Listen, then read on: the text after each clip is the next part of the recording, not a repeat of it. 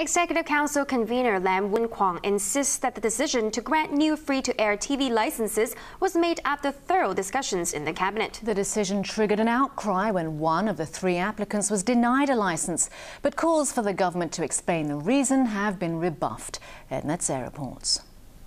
Protesters greeted Executive Council convener Leung when he arrived at the Chinese University for a forum this morning. The students are angry that Hong Kong Television Network, headed by Ricky Wong, was denied a free-to-air license.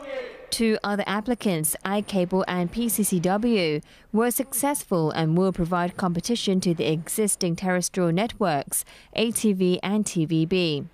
Lam told reporters that it was a difficult decision for executive councillors to make, and members undertook the task seriously. Lam said HKTV can challenge its rejection through a judicial review, and he would respect the decision if the network goes to court. The EXCO convener was bombarded with questions on why HKTV was rejected despite investing about $1 billion. But Lam said he could not answer, citing cabinet confidentiality. HKTV staff, meanwhile, turned up as usual at their Kwai Chung office, although more than 300 are losing their jobs following the bombshell announcement on Tuesday. This worker said today was his last day at work and he was returning to his office to pack up his things. And this employee said his days at the company are numbered. Two separate protests will be held on Sunday, one by HKTV staff and the other by netizens and students angry that the station lost its license bid. Chief Executive Leung Chun-ying and Commerce and Economic Development Secretary Greg So have both denied that the decision to keep HKTV out of the free-to-air market was a political one. Edna Tse, ATV News. A free Chinese language tabloid, Sharp Daily, will cease publication from Monday. But first, in a wrap of local stories, Environment Minister Wong Kim-seng said he's puzzled by the source of an insect infestation in Tuen Mun. Tuen Mun locals suspect the landfill in their district is to blame for the large swarms of flies causing a health risk in their area since the beginning of this month. Environment Secretary Wong Kim-seng today admitted officials are baffled by the fly infestation, but insisted that the landfill is not a breeding ground for insects. We are stepping up our measures on site, including the insect or pest control, so that any chance of the spread of the insects could be minimized. Wong also said the government is committed to improving air quality after the World Health Organization confirmed that air pollution is the leading source of cancer. Free Chinese language newspaper Sharp Daily is to fold on Monday. The tabloid, owned by media mogul Jimmy Lai, was launched 2 years ago. Lai's Next Media told the stock exchange that the decision was based on the best interests of its shareholders.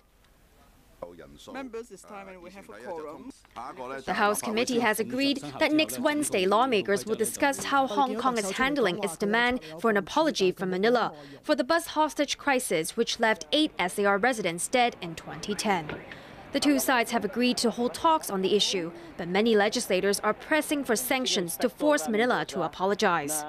They want Chief Executive Leung Chun-ying to outline his negotiating strategy. Lawmakers also want LegCo President Tsang Yuk-sing to write to the Philippine government on their behalf to press for an apology. Police in India's southern Tamil Nadu state have arrested 35 crew members of a U.S. ship found to be carrying illegal weapons. The crew members face various charges after the captain was unable to produce papers to prove that the vessel was authorized to carry arms in Indian waters. 30 rifles and at least 5,000 rounds of ammunition were found on board. The vessel, detained last Friday, belongs to Virginia-based Aspen Fort, a maritime security firm which claims the weapons were for anti-piracy operations.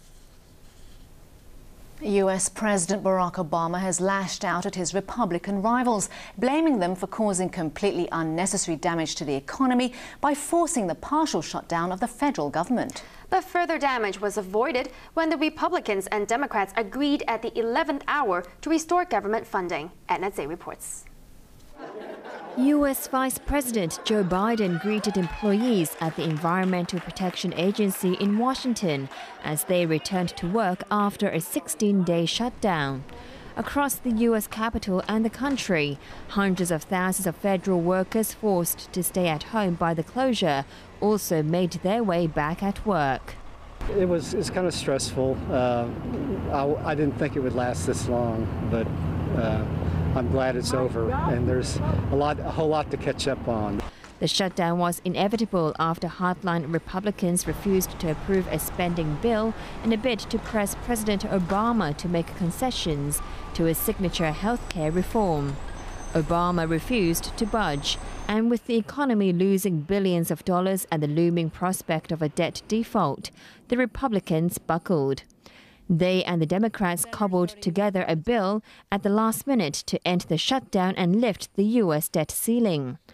While Obama was perceived to have won the latest battle with his political rivals, the president himself said there were no winners.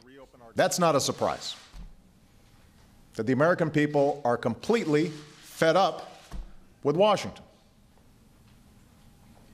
At a moment when our economic recovery demands more jobs, more momentum, we've got yet another self-inflicted crisis that set our economy back.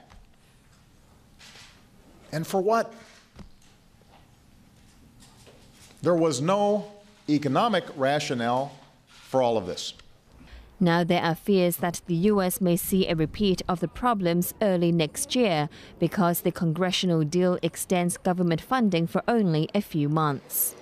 I'm pleased that the Congress made some progress and that we were able to get something done, but I'm afraid we might be in the same place again in a couple of months.